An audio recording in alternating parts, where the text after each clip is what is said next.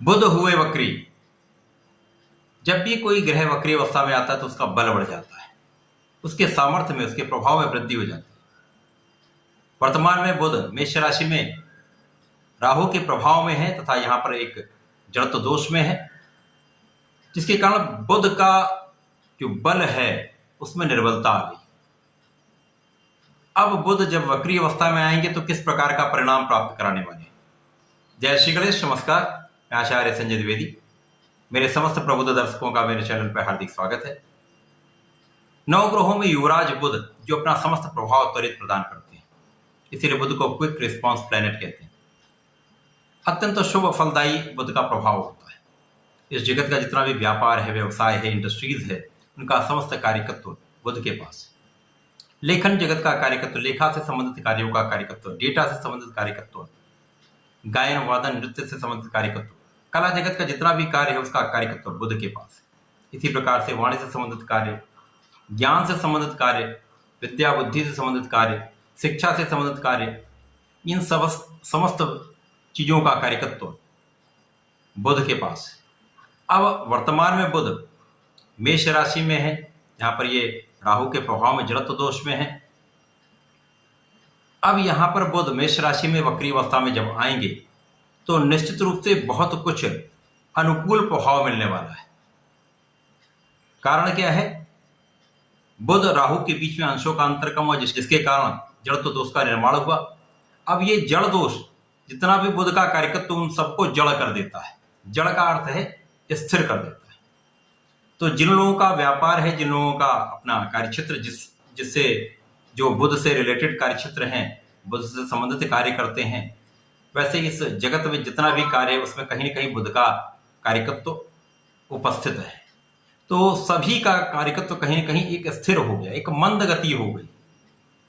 विशेषतः जिन लोगों का अपना प्रोफेशन है, वाणिज्य संबंधित कार्य है या व्यापार है, वहां पर निश्चित रूप से गति निर्बल हो गई, जिसके कारण धन का आवागमन कम हो गया है, धन का आगमन कम हो गया है, व्यापार की क्षमता कम हो गई।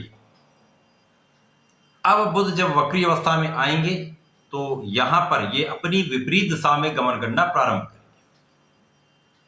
तो निश्चित रूप से कुछ बहुत बड़े परिवर्तन होंगे।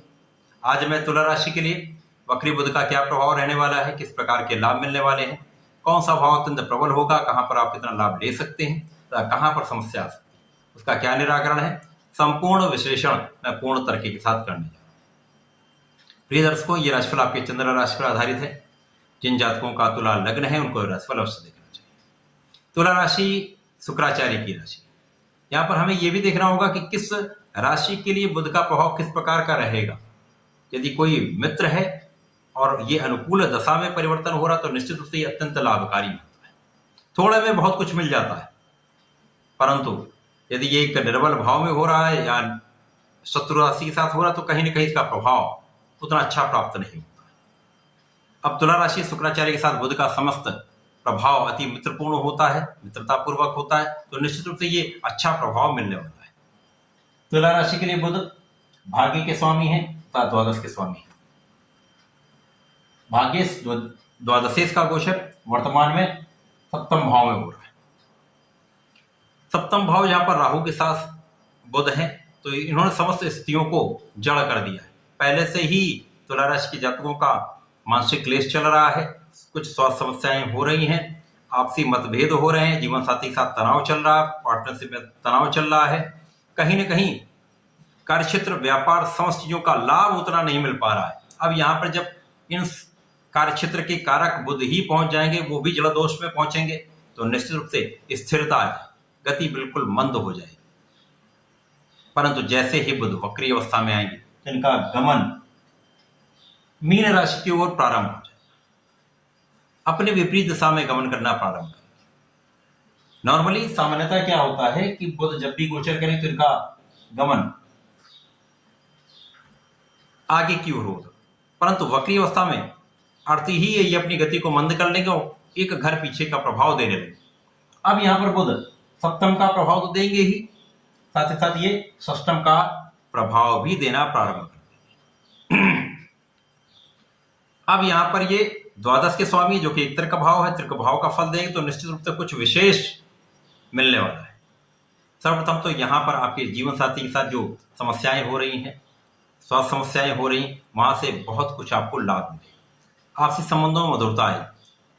साझेदारी में जो आपके कार्य हैं, यदि वहां पर आप कार्य करें तो निश्चित रूप से वहां पर विवाद कम हो जाएंगे, वहां पर शांति होगी तथा आपका कार्यक्षेत्र बढ़ने लगेगा। अब भाग्य भी बाधित था तो भाग्य का साथ मिलने लगेगा। जब आपको अपने कार्यक्षेत्र में आप परिश्रम करने के पश्चात भी लाभ नहीं ले पाते, उसका मुख्य कारण आपका भाग्य का साथ न मिल पाना है। अब यहाँ पर आपके भाग्य का साथ होगा तो बहुत कुछ चीजें आपके पक्ष में होने लगती हैं।